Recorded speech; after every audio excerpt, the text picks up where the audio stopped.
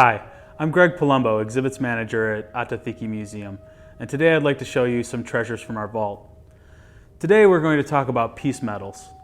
Piece medals were a European tradition by the French, English, Spanish, and the United States that they would strike these medals and then give them to native leaders within the colonies that they would come in contact with.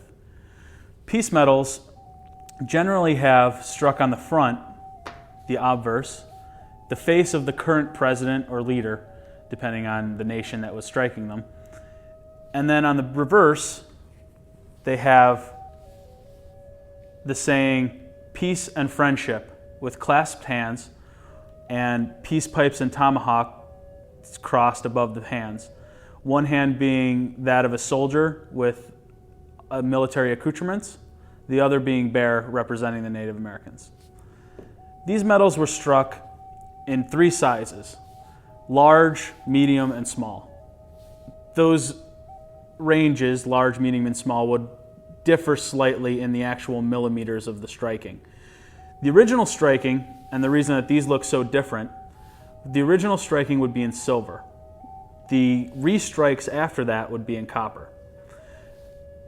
These would denote the importance of the leader that they were giving these peace medals to. So if you were really important, you'd get a large medal. If you were not so important, you'd get a small medal. The way that you kind of showed these off then, because now you've been told by someone that you're more important than someone else, and these kind of things became very popular amongst the tribal leaders. They would take the peace medals and punch a hole in the top. Some of them were actually then made later with holes in them by the mint. If they were done in silver, generally they would strike those holes in the silver at the mint because they'd like to retain that little bit of silver.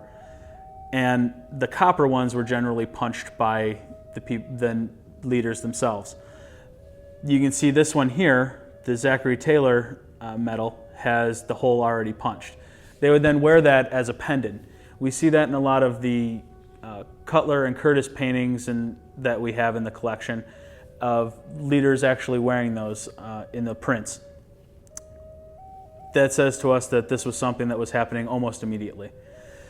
These kind of things come to the museum through donations, auctions. Most of these came through auctions. They're very sought after by collectors, especially numismatists, which is a very difficult word to say, coin collectors.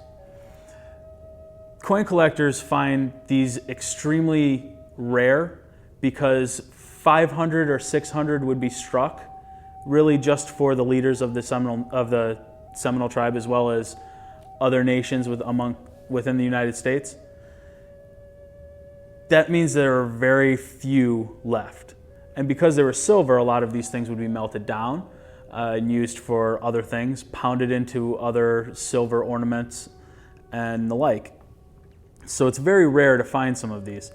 The rarest of them may be this one here. This is the Charles II coin that we have within the museum. It dates from 1680. It has Charles on the front, on the back, the English coat of arms. This medal may have been one of the first medals given as a peace medal in the United States when the Carolina colony was founded in the 1670s. The English medal is a very rare medal, and it's a great part of our collection. Most of our collection, however, are presidential medals. Another coin within our collection, which isn't necessarily a peace medal, but is a good example of what comes after peace medals, is this commemorative coin from the Florida National Guard.